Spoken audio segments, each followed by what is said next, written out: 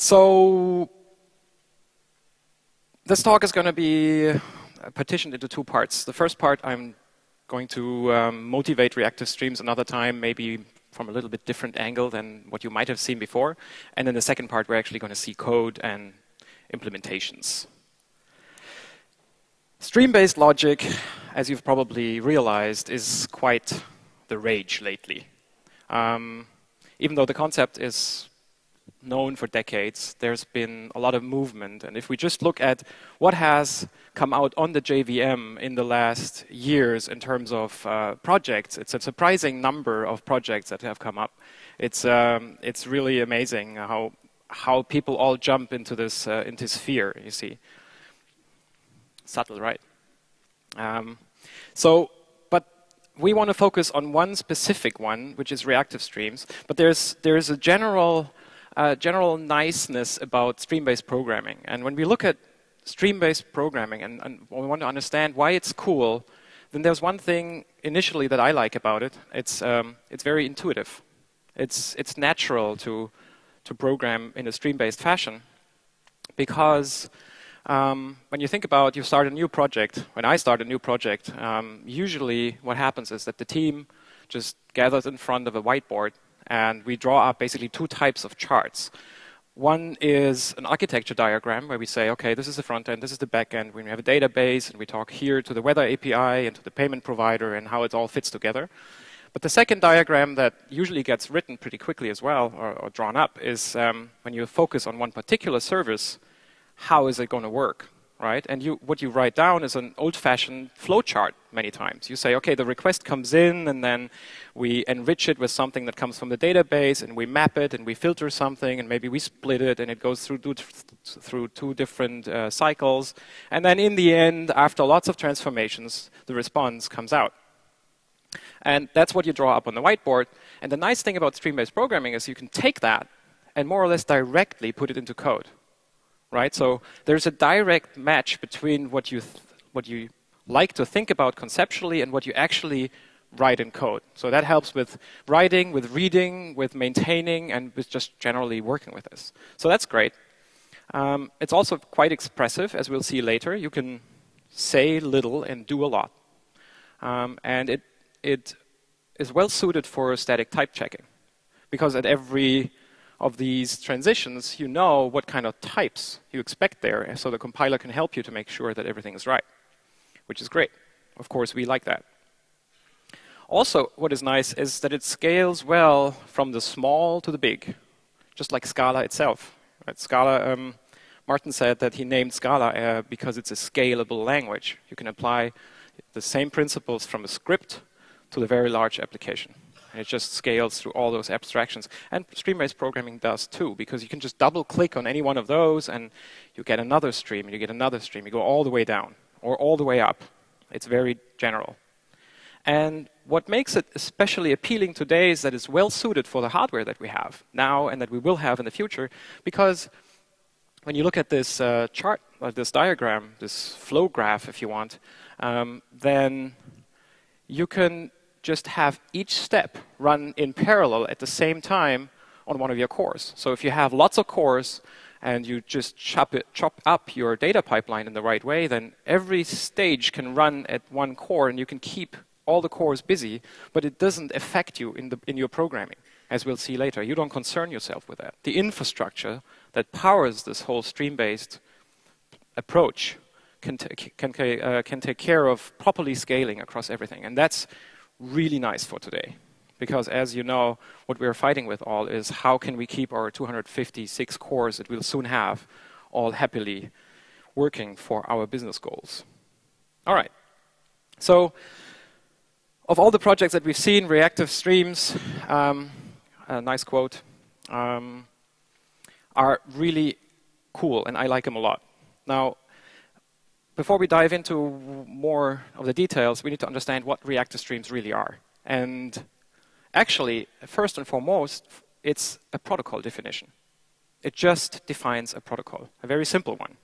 It's a protocol for efficiently passing data between two independent units of execution. So we have two different things that run in their own space and time, and data needs to be passed from one to the other. And the nice, or the important thing is that this happens in an asynchronous fashion, no blocking involved, of course, and it needs to be bounded. By bounded, I mean there's no risk of any buffer overflows or anything blowing up at this boundary, which is, if you've ever worked with actors, a risk, especially if you increase load and things become, a little bit more undeterministic in terms of scheduling, then boundedness is really crucial. So let's understand that. If we look at one asynchronous boundary, as we call them, so one gap between two different things, say you have a producer, someone, some entity, doesn't matter whether it's a thread, a core, a machine, it doesn't matter. Someone producing data and a consumer, and you want to pass data from one to the other, then what Reactive Streams does, it does this properly by introducing another channel, which is a demand channel. So you have a data channel going forward, and you have a demand channel going backward. And if you model it this way, then you can defuse all the problems.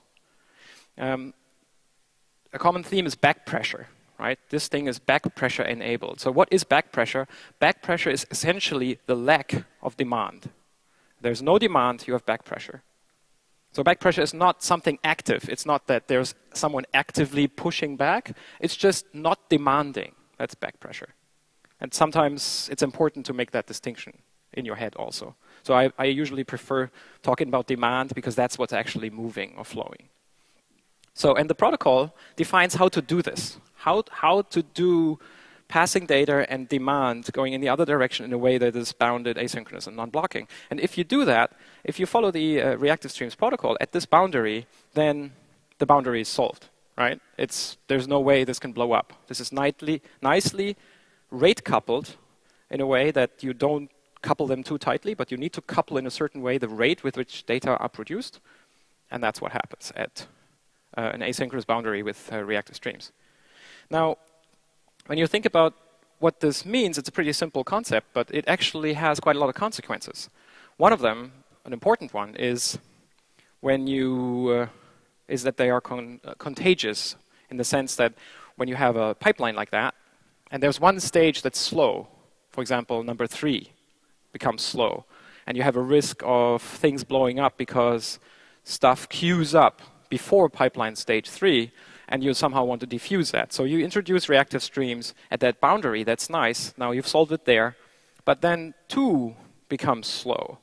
The stage 2 becomes slow, and it's just as fast as 3, and you've moved the problem to the gap between 1 and 2. So you need to solve it there as well, right? So if you solve it somewhere, you need to solve it everywhere else as well. So that's why it's contagious. And the question is, how far do you have to push this? How far do you have to move applying the same protocol over and over again? And the answer is, well, all the way to the boundary of your system, or to wherever the data are coming from.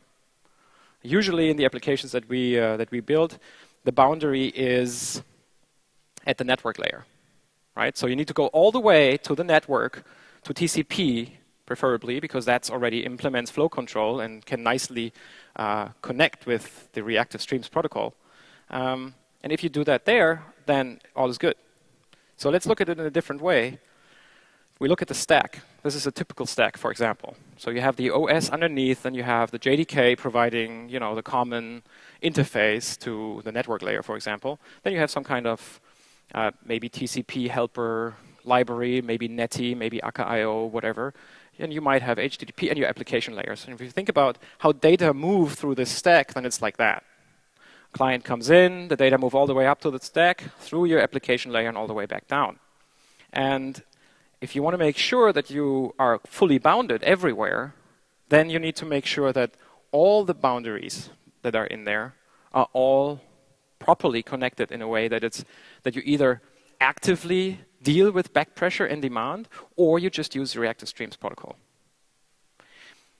And what I like about Reactive Streams, about this solution that we have, is that I can use it at all layers of the stack.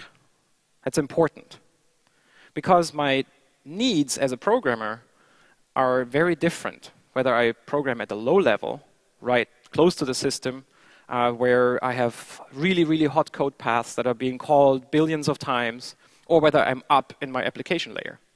And that's one thing that I really like about Scala, that Scala as a language is not only scalable in terms of from the small to the big, but also scalable across the full stack. And I can choose the right technique for writing code depending on where I am. If I'm really low, then I might be really dirty, right? There's mutability in there. I'm going to use null wherever I can. It's just going to be, there's completely different needs for me if I write a TCP layer like Netty, for example, a Netty replacement. But up in my application layer, where the business code lives, where I implement features, I want to be safe. I want to be as functional as I can, as my abilities allow me, right? Because that's the code that's probably going to change most frequently. The code paths are not as hot, and I can just use all the niceness that I have. And Scala allows me to scale across this in a way that few other languages that I know can. And that's great. And the Reactive Streams protocol and the API is designed in a way that it can be implemented really, really efficiently at the very low level, so that I can actually use the same protocol really at this layer. So here or here, really low, low, low. And I can still use the same mechanism as I use maybe in my application layer at the top. And that's great. It just nicely suits the Scala model of being scalable. All right. But there's, of course, Reactive Streams. The Reactive Streams project itself is more than just a protocol. There's also Java interface definitions. Currently, it's focused very much on the JVM. So there is a jar that is published on Maven Central that you can depend on. And there's a growing number of implementations for this protocol, for this API. Also, what is great, there's a technology compatibility kit, which is essentially a test suite for your implementations. Should you decide to implement one of those Reactive Streams interfaces that we're going to see in a second, then you can use the TCK to make sure that you've got everything right, because it's not that easy. And there are also sub-projects that are emerging, and what is great, it's fully public domain, so there's no anything attached to it. So let's look at the Java API. That's the complete Java API. That's it. It's the content of the jar fits on this chart. It's 7 methods. And it took more than a year, quite a little bit more than a year, to come up with this. Right? What is interesting is that all the methods all return void. So there's nothing functional about this at all. Right? This is intentionally fully asynchronous and leaves lots of stuff open to the implementers.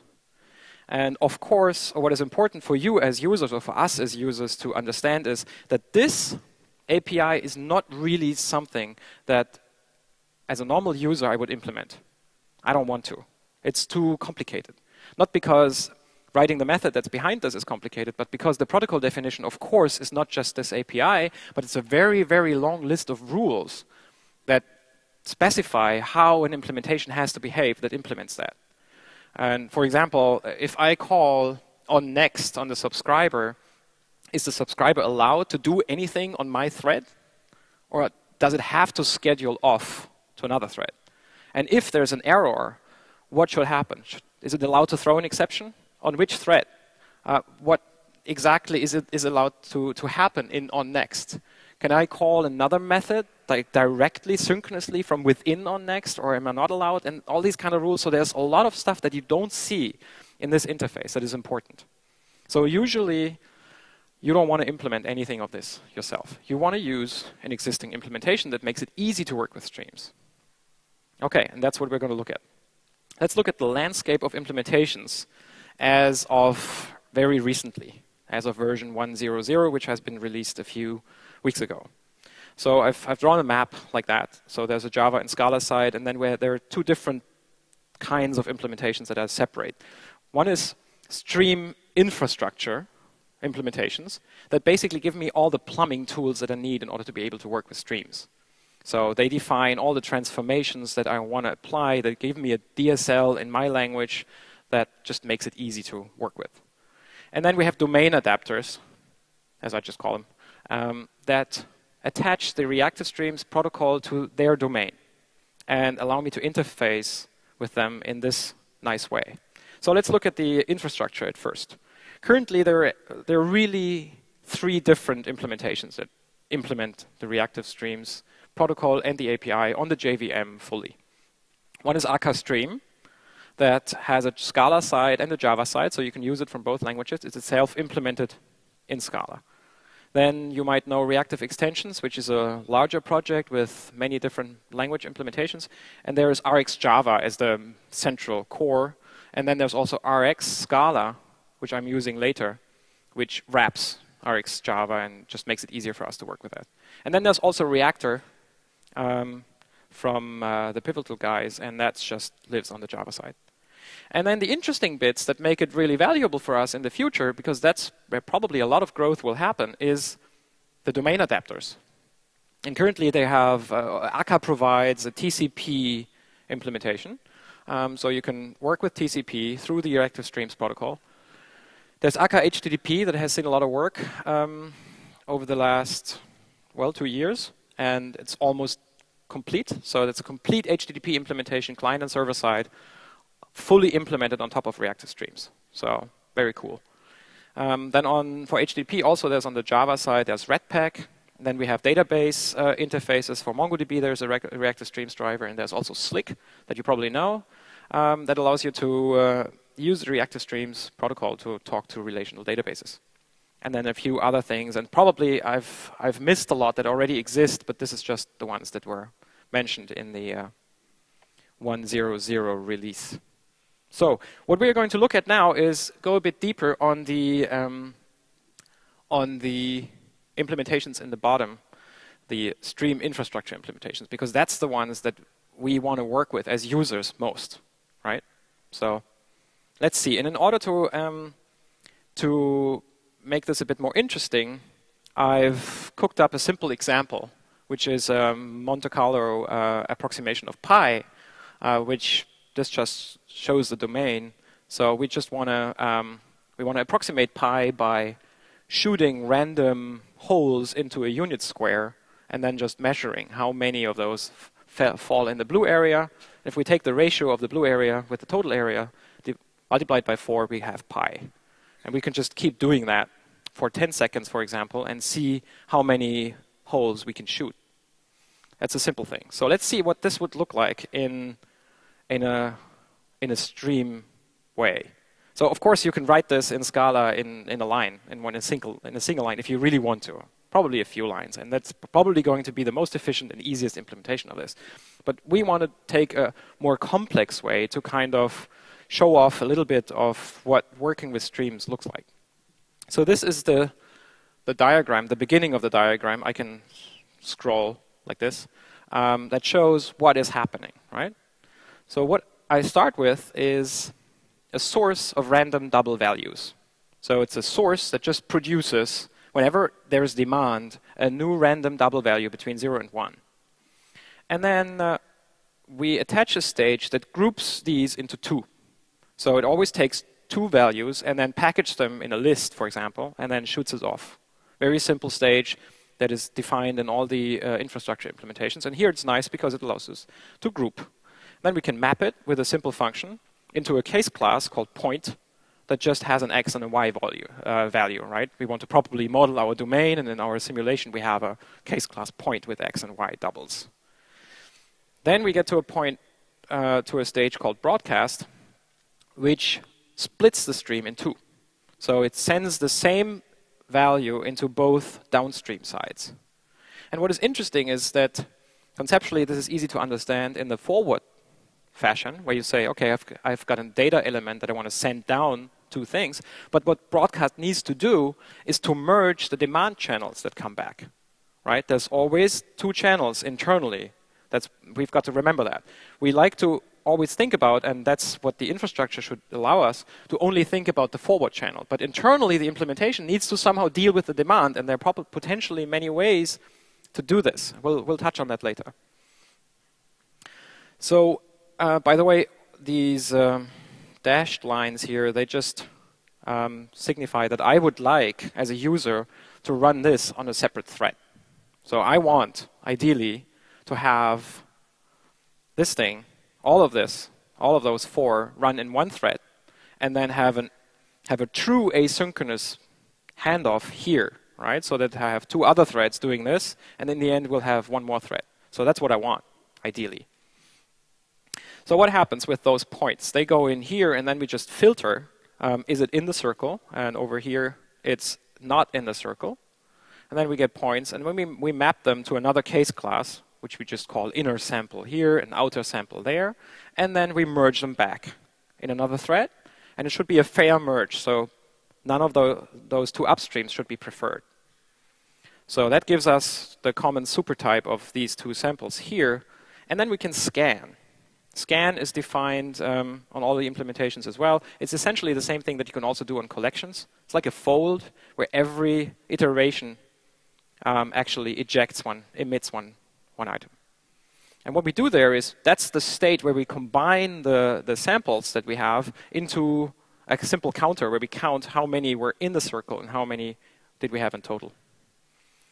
So then we have something that might be, yeah, that's the most interesting bit actually on this whole thing. Let's look at this first.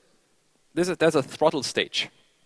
A throttle stage just says, okay, I'm not demanding anything except for one item every 1 second in this case. So I say, okay, this thing doesn't demand. It produces back pressure by not demanding except for one element per second. Now, this would usually, if we didn't have this stage in here, this would propagate all the way to the top, to the source, and the source would only produce one double element per second. So our whole simulation would run extremely slowly, which is not what we want. What I would like is I want to run as fast as possible for 10 seconds. I want to see every second what's the state of the simulation, and after 10 seconds I want to stop. That's the logic that I want, and I can get that with this conflate stage. What conflate does, it rate detaches the upstream from the downstream by allowing you to define a function that you can use to reduce several values. So if the upstream is fast and shoots in values like crazy and the downstream is slow, then your function will run and kind of reduce the things that come in from the upstream to continuously update something. And then when the downstream demands anything, you just give it what it wants. And here it's great because we can just have everything on top of the conflate run at full speed, and every second we kind of apply suction and suck in one value of the current state and then work with that. So that's cool. And the nice thing about this stream-based logic is that this concept of conflate is defined at one point, and you can use it as a proper abstraction everywhere where you seem fit. And that is cool that this stream-based programming logic gives us the ability to really separate out the essence of this operation and then reuse it everywhere. That's great. So Akka, for example, defines it once, and you can just use it. It's nice. So here we have a state coming in once per second, and then we map it to a string. Basically, we just predefine it. We say take 10, and then we just consume it with a print line, and that's it. So what this thing will do, it will run for 10 seconds at full speed. Every second, we will see an output, and then we're done. Okay, I hope that was somewhat clear. So let's look at the code for Akka Stream. That's the code for Akka Stream. Let me see. That's it. So up here, we have a bit of config. Some actor system that we always need. You always need it. Also with Akka Stream, you need an implicit materializer, which is a piece of logic that powers the infrastructure by allowing it to run your streams in actors in this case. You don't really need to know anything more about this. There are a few kind of settings that you can configure, but in general, that's all you need. And then that's basically the core of the stream here. So this is just a custom iterator that I've written that produces random values in a very fast fashion. Then we say group. That's exactly the group. We map to a point like that. Simple. And then we need to kind of break out of this linear stream definition, because now we're introducing something more complex. And in Akka, that's a graph, and you can't define that in this fluent DSL, but you need to break it out. And in this case, I have broken it out down here. So it's a def that produces a flow, And in Akka Stream, a flow is just a piece of pipeline with an open end on one side, on its upstream, and an open end on the downstream. And in this case, it's a flow that takes a point and produces a sample. So this is a bit of boilerplate. And then we have this broadcast that we were looking at before. Then we have the one leg flow, which is the filter. And then we map it to this other case class. And then on the other side, we have the same, just with the inverse filter condition. Then we have a merge. That's it. And then we say, OK, from the broadcast, the one output should go through the filter inner into the input, the first input of the merge.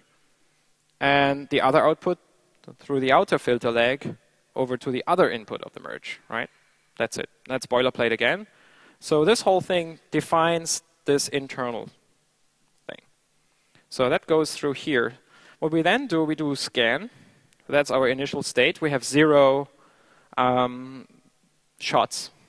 So that's the total number, and that's the blue sample, so to speak. And here we just update the state with the next sample, just by counting. Now that's the conflate. All that conflate does in this case is just, here I can actually, that's a function for aggregating. And in this case, I just keep the latest state. That's the idea, right? I could also just merge those two, because I could fold the scan into the conflate in this case. I'm not doing that just for showing the two different concepts. Now, there's one thing that we have to do next then, because Akka Stream doesn't define a throttle. The others do, but Akka Stream doesn't yet. So we need to kind of work around that. So how can we do that? I break out into another kind of graph setup that produces a simple flow from state to state. And then I have a zip where I say, take the upstream, which produces the state, and then zip it with a source that produces one tick value every second. And the zip makes sure that through back pressure, I only demand from the fast upstream when the other side of the zip has also produced a value. And since that only produces a value every second, I effectively have a throttle effect. And what I then do, I just say, I'm not actually zipping really. This is the function. So I just drop the tick value that I just needed for getting the rate right, and then just pass on the state. Then we need a special input buffer. Maybe we have a time to look at why that is necessary. And then I'm dropping one here just to make up for the fact that this setup will immediately produce the first value, which I don't want. I want the first value after 1 second instead of immediately. So that's it. So that gives me the throttle effect. And up here, I could just also call it throttle. This is the map where we just map to a string. We take 10. We say print this. And then in the end, I run with a special sync. So all the values go into this sync. And all I'm interested in is completion. Because when this thing is done, I just want to call system shutdown. And that's one way to do it. There are other ways to do this. So that's the whole application. So let's see how that runs.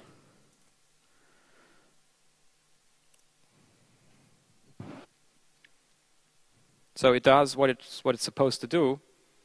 It just prints everything for 10 seconds, and after 10 seconds it should stop, and it shows us, okay, it has done a total of 5.8 million samples at that time in 10 seconds, going through this.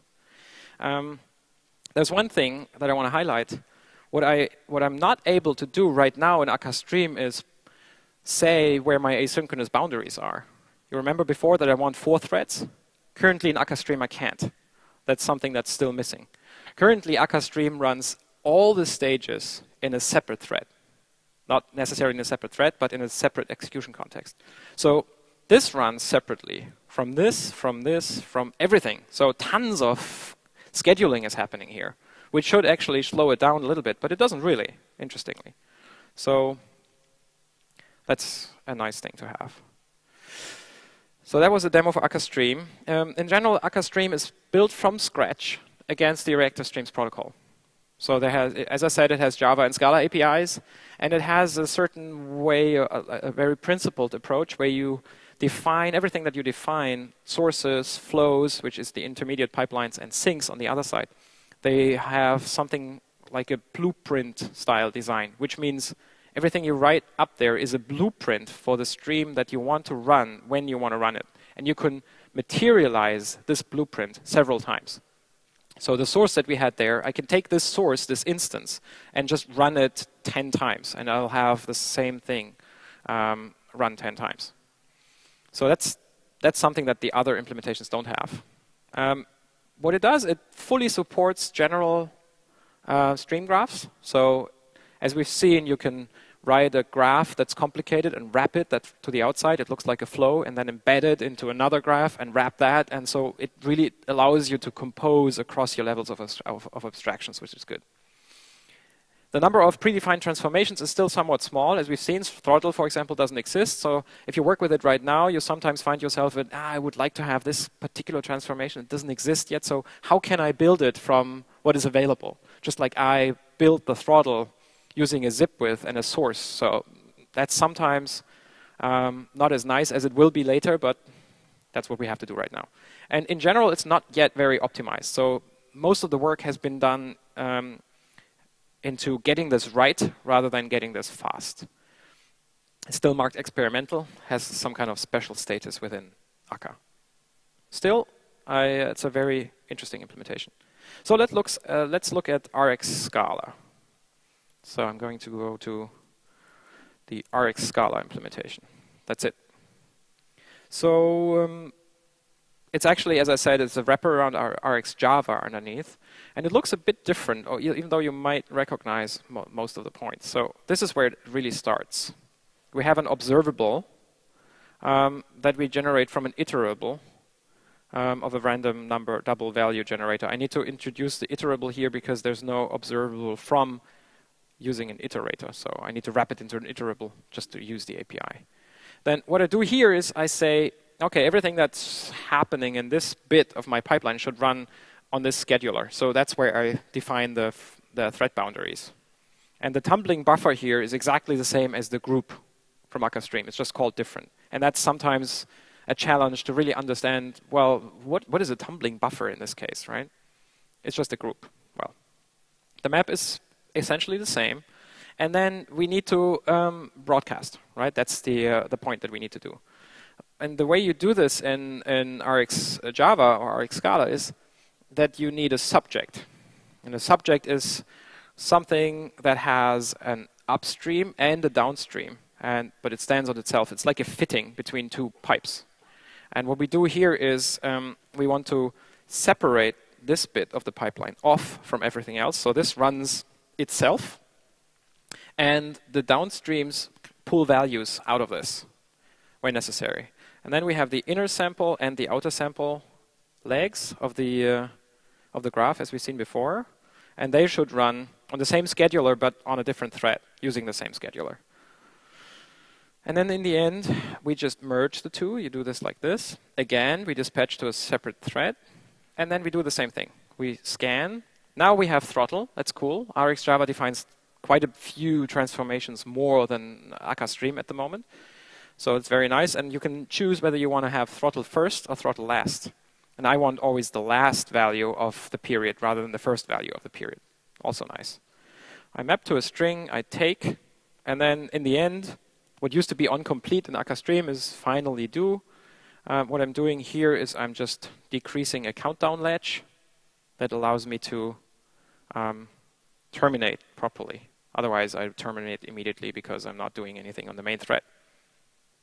So it's a bit different. The main difference, I think, is that in Rx Java, as you can see here, you can attach several downstreams to basically every stage. If you have one stage, you can just subscribe to it twice or n times. In akka stream, you can't. You need to define very clearly at which point you want to broadcast and fan out. Because there are many different, as I hinted to before, there are many different possible ways that you want to do this, especially when you think about merging demand. And there's a special type of demand which is, I'm done, cancel. I don't want anything more from you. And then, for example, if I have a broadcast like that, and one of my downstreams cancels, what should the broadcast do? Should it just continue running just on one leg? Or should it itself kind of propagate the cancellation to its upstream? Both of these variants would be conceivable and maybe is what you want, but you should have, as a user, have the ability to define that, because that's important for your use case. And in Rx Java, that's not quite as clear yet, because its origins of Rx Java are before reactive streams, before the back pressure, and so they approach this from a bit a different angle. And in Akka Stream, this is very clean. So it's a conceptual difference. Let's see how that runs. So what I do now is I call Rx Scala Pi. It works just the same.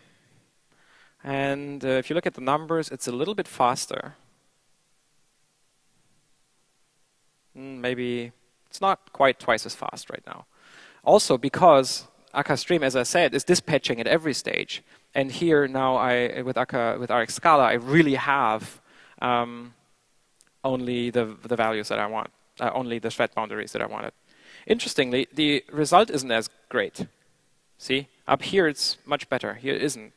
So that's because we're effectively sampling a little bit, and the question is, how fair is the merge? Is it really, really fair, or are there some scheduling issues? So if you change the thread pools at this example and so on, so the quality of the approximation will change as well, which we'll see in the next example when we get there. Let me see how we time. All right. That's Reactive Extensions is the super project between Rx Java, Rx Scala, and the other ones. It's mostly driven by Netflix engineers that, of course, have lots of needs for streaming, as you can imagine. And they also discovered that one of the deficiencies of Rx Java in its original versions were the lack of back pressure and the risk of having things blow up. Lots of the experience that was gathered around the Rx Java project actually is the basis for Reactive Streams, because the engineers have been part of defining the protocol from the very beginning on. It exists for quite some time, Rx Java. It's used in many projects, so it's probably the most mature. You can use it from different languages. It doesn't directly, in its current version, it doesn't directly support Reactive Streams because it came first, and you couldn't introduce a dependency onto the Reactive Streams jar directly. So there is a small adapter library that you need to use in order to get the Reactive Streams publisher out of Rx Java. And the back pressure is not fully built in. As I said in the beginning, they didn't have any, and it was retroactively kind of built in. So there are some transformations that support it, there are others that don't, and it's sometimes not quite clear how that works right now. So if you use it right now, you might actually get a missing back pressure exception sometimes, which is an interesting exception. In version 2, which is currently planned, will completely support the Reactive Streams API properly. All right. So the last one, the Reactor implementation. Let's look at that. As I said, Reactor just exists on the Java side. So of course, I'm not showing Java code here. So I wanted to use it from Scala, but you need to somehow, do a small dance to get everything lined up, especially because type inference doesn't quite work as nicely when you work with functions and stuff. But essentially, it looks very similar to the Rx Scala version.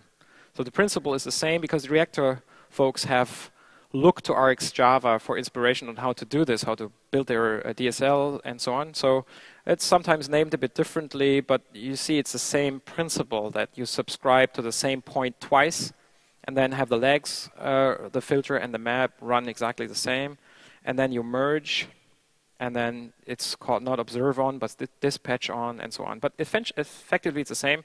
The throttle last is called sample in Reactor, so another name. And as you can see, I've kind of commented out a few things, because when I did this last week, I discovered that there are quite a few bugs in Reactor still. So it's broken in some way. So streams from, for example, just hangs if you call it in an asynchronous fashion. And this is in the documentation the way to probably do a fan out, which didn't work either. And take 10 is also broken. So that was interesting because it's supposedly a pretty simple operation, but it just didn't work correctly. So I need to somehow, you know, do it a bit differently here by counting down a countdown ledge, and then when I get to 0, I just cancel everything. So this is my manual workaround around the missing take. And yeah, so that's it. Let's see how that runs. I can call Reactor, and it runs pretty much the same as before, but there's a strange approximation that we get here, as you can see. It doesn't, and then it ends with an some kind of null interrupted exception that I couldn't figure out why. Anyway, so it's, as you can see, it's not quite as great as I was hoping it was. But the reason why we get a really strange approximation result is that because the merge here isn't fair. For some reason, it only ever pulls from one upstream if this upstream has values available. It doesn't properly look at whether it's fair with regard to the other upstream, which is important if you want a fair merge. And it's currently, there's no way for me to get this fixed right now. So it's, as you can see, there are some complexities if you want to build a proper plumbing API, plumbing implementation for Reactive Streams, and Reactor is somewhere in the middle of getting this right now. I'm sure it will be quite fast because what the Reactor guys are doing, they're really focusing on performance normally. Performance right now, it doesn't look that great, probably because I'm not using the execution context right, not the right dispatchers and so on. But I would expect this to perform quite nicely in the future. It's also built from scratch, just for the Reactive Streams API, for the Reactive Streams protocol standard. And it's Java only, as I said. It's internally based on a lot of this disruptor technology that you might have seen before, so the focus is performance. But the current version, as I experienced last week, even though it's called 2.03, is not really usable for me, at least. All right, so we're nearing completion of this talk. The roadmap, in general, for Reactive Streams, the protocol itself and the API is done. It took a long time to get it done, but it's done. A few weeks ago, version 1.0.0 was released, and that should do for the moment. What now the focus should be is evolving and tuning the existing implementations. Right? So as you can see, we only have 3 infrastructure implementations right now, and I think there should be more. This is such an exciting space, and there is so much to explore because in this particular area there has been little research in terms of how to do asynchronous streaming with back pressure properly. So lots of research is there, and the approach that's taken by Stream is a very interesting one. But I think we as a community can benefit from more. Maybe take a completely different approach, try something out, learn. Right now, I think we should be in an expansion phase where we say, okay, let's really explore this whole space, really go broad, and then when we've seen what works and what can be matured, then we can contract later and somehow come up with the best implementation at some point. But right now, there's no problem with having lots of different implementations because they all adhere to the same standard, to the same protocol, which is great. You can mix and match in the same application. There's no reason why you can't write part of your pipeline in Stream and then part in RxJava if you want. You can do that. And the cost is only one asynchronous boundary in between that's managed by the Reactive Streams API. So that's really nice. And we need more domain adapters, of course. As you can see, this is probably the area where most growth will happen right now, because everyone that has somewhat like streaming content can just relatively easily package that. If they get everything right in terms of the TCK and stuff and the rules, they can just provide you with a publisher that you can take, wrap, for example, with Stream in a source for Stream, and then just work with that. And then send it off to something else that also has the Reactive Streams protocol implementation. So that's great. Lots of domain adapters and a few more infrastructure implementations would be great. And of course, since the protocol is inherently not married to the JVM at all, it's just a protocol for how to properly do this, we can actually move off the JVM as well, which is happening in a few sub-projects that already were established. For example, to JavaScript. And then there might be substandards where we build on top and come up with something for TCP or HTTP or whatever. But that's kind of like a lower priority at the moment. There are a few resources. You can read up on most of what I just talked about. Also, you can play around with the code yourself at this point. And thank you.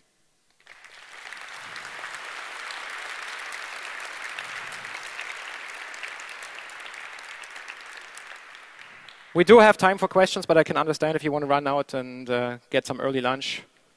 If someone wants to ask a question, you can also find me in the hallways or here. Thank you.